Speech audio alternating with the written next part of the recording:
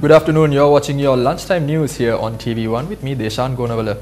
We've got the very latest from here at home and around the world lined up for you today. But before we move further, let's first have a look at the headlines.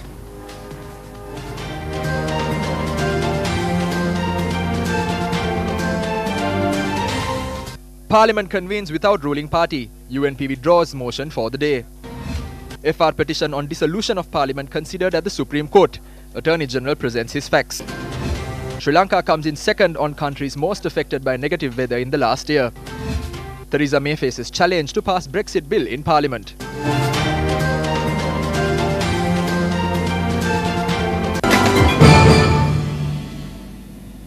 Now, in your lead story this afternoon, parliamentary proceedings commenced shortly after 10:30 this morning, with the UPFA boycotting parliamentary sittings once again. The parliamentary proceedings began today under the auspices of Speaker Karu Jayasuriya. The party leaders were to present a motion which requests the President to appoint a new Prime Minister owing to the fact that the passing of the no-confidence motions against the government on the 14th and the 16th of November has left the position of the Prime Minister and members of Cabinet void. Parliament was adjourned at 12th December 2018 at 1 p.m. The Parliament adjournment motion will continue until 5:30 p.m. today. Now, the party leaders' meeting was held earlier today without the participation of the members of the United People's Freedom Alliance. The meeting was held with the participation, however, of the Speaker, Karu Jayasuriya. The party leaders decided not to present a motion which requests the President to appoint a new Prime Minister, owing to the fact that the passing of the no-confidence motions against the government on the 14th and 16th of November has left the positions of Prime Minister and members of Cabinet void. The meeting thus was held with the participation of the leaders of the United National Front.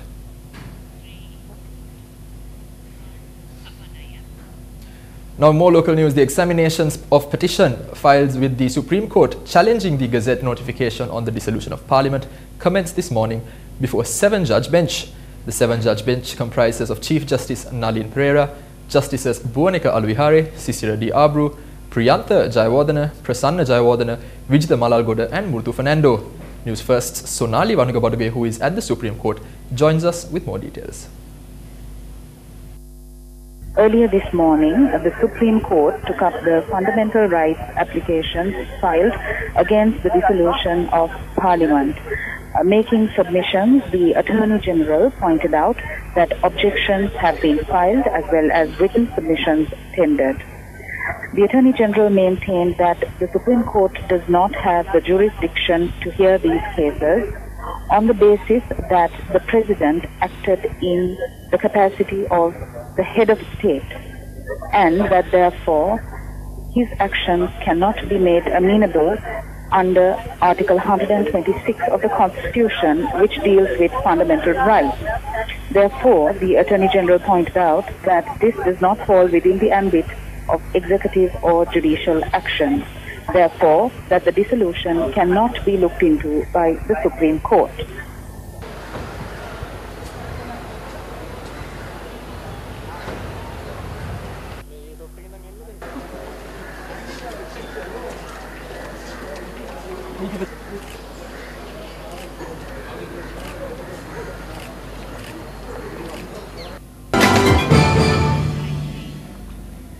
Now, in your political news, an intellectual discourse was organized by the Janatha Vimukti Peramuna in Bulat Sinhala yesterday.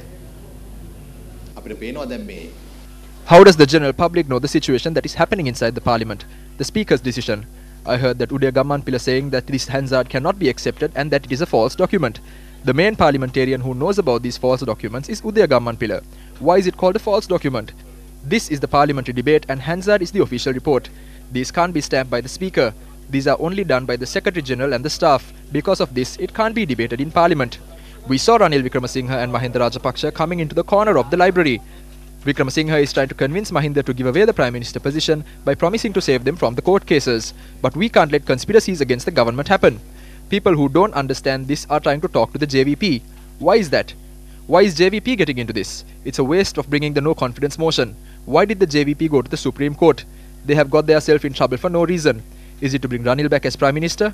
Were they carrying the burden of the UNP? No. We have stated this clearly, that Ranil or another person, Mahinda or any other person, we will not waste our 6 votes for that. We don't waste our words. It is none of our business. But this is a conspiracy. We are in the forefront in defeating a conspiracy. Ranil Wickremesinghe is saying that he has 122 and that he wants to be the Prime Minister. Ranil Wickremesinghe does not have 122. So far, 122 or 123 votes have been cast in Parliament to defeat the conspiracy 6 times and not to bring Ranil Wickremesinghe back as the Prime Minister. We don't know if he will make 113 by gathering other parties. Ranil Wickremesinghe will not get the 6 votes of the JVP even if he wants to be the Prime Minister.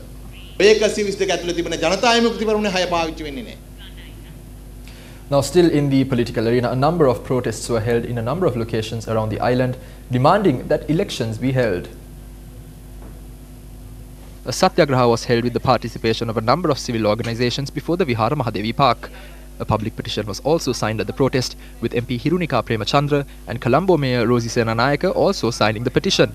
The satyagraha is continuing today as well.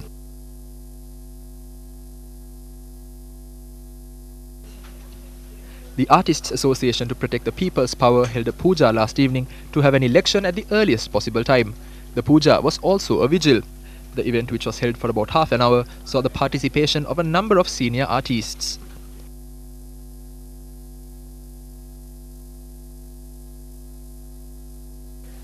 A vehicle parade left the Abhayaramaya in Narayanpita and arrived at the Sinigama Devalaya late yesterday.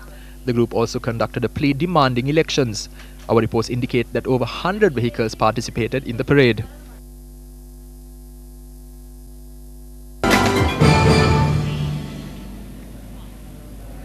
Now, in your local news, Sri Lanka has come second in a report that has looked into countries most affected by changes in the climate in the year 2017, as per the 2019 Global Climate Risk Index. The 2019 Global Climate Risk Index was presented at the United Nations Environment Summit in Poland. As per the index, Puerto Rico is the country most affected by changes in climate. The Dominican Republic holds third place on the list. As per the report, a total of 76 deaths that occurred in Sri Lanka during 2017 have been directly attributed to the changes in climate. They add that the monsoon rains, which cause floods and landslides, contribute largely to this number. The number of displaced persons is estimated to be around 600,000. While the Ratnapura district has taken the brunt of the impact, the report states that around 20,000 people in the district have been displaced owing to adverse weather. Now, an individual who sat for the GCE ordinary level examinations on behalf of a student has been arrested. Commissioner General of the Department of Examinations, Sanat B. Pujitha, stated that the suspect had been identified by the invigilator and the head of the examination centre and then handed over to the police. He further added that the suspect had sat for the Tamil language and literature paper held last evening. An investigation into the matter has commenced. Now, a body of a male was found near a public well in Mabola, Wattala. The body was found in the Duavatta locality of Mabola. Police revealed that the deceased is a resident of Ganemulla, said to be between 50 and 55 years old. Police suspect that the deceased was murdered. Further investigations into the matter are to be conducted. In some further tragic news, now an individual was killed and an expectant mother was injured in a motor accident in Mampuri. The accident has occurred when a motorbike collided with another motorbike when attempting to overtake a lorry. The rider succumbed to his injuries. The pregnant mother, who was admitted to the Puttalam hospital, has been transferred to the National Hospital for further treatment. Now, the water system in Hadigalla in Kalutara is currently in a dilapidated state. It has been reported that this system has been out of order for a period of 4 years. The residents say that due to this situation, 75 families are currently facing severe difficulties.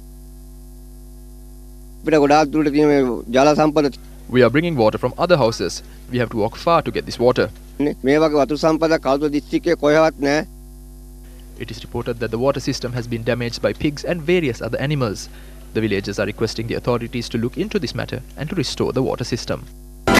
Well, that's the wrap of your lunchtime news for this afternoon. Stay tuned to News First as we bring you the very latest with our live at 58 bulletins. And in the meantime, you can check out our award-winning website www.newsfirst.lk. For the News First team, I've been Deshan Gonoda. Good day.